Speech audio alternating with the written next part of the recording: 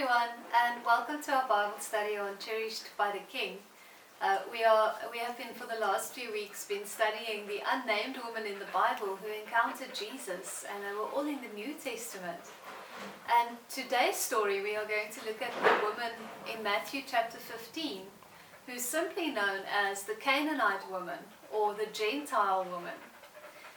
Now, when you think of the Canaanite or the Canaan, it was the area that was today modern day Lebanon, and in those days Phoenicia. But I don't want to actually talk to you about her story. I'll leave you to study that for yourself this week. What I do want to talk to you about is the story just preceding her story in Matthew chapter 15.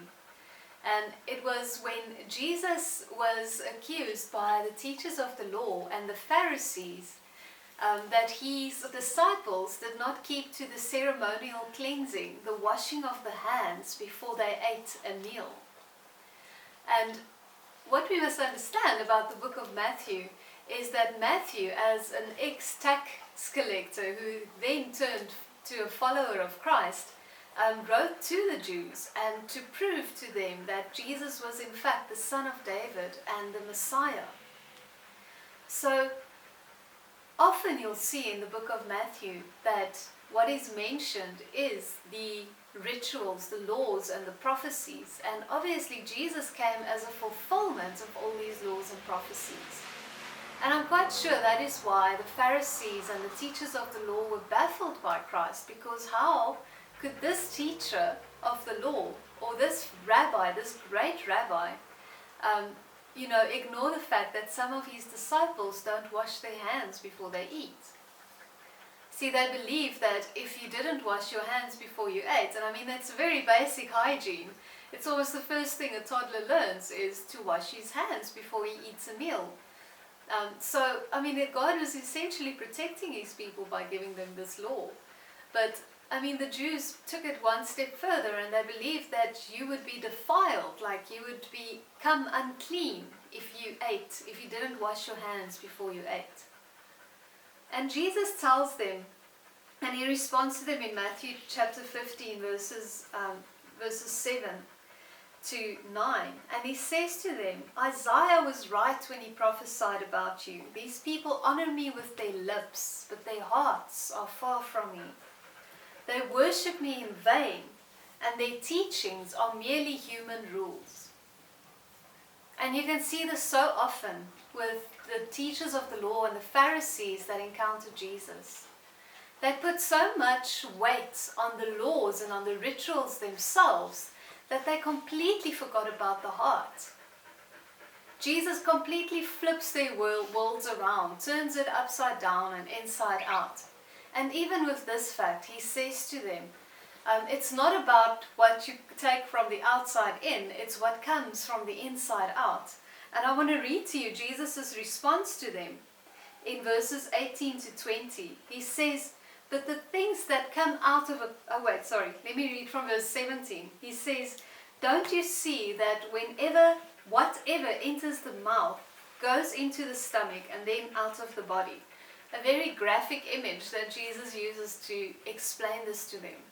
So he says, whatever you eat goes through your body and passes through on the other side. But the things that come out of a person's mouth come from the heart, and these defile them. For out of the heart comes evil thoughts, murder, adultery, sexual immorality, theft, false testimony, and slander. These are what defile a person. But eating with unwashed hands does not defile them. See, the things that we eat, the things that we take into our bodies, is waste. And it just becomes part of the earth again. But what comes out of our hearts affects people. It affects us. That is where sin comes from.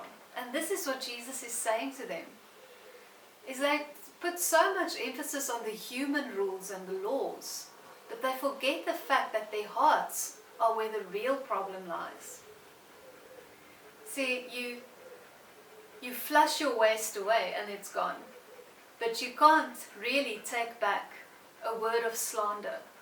You can't take back murder or sexual immorality. When it's done, it's done. And that is what defiles you.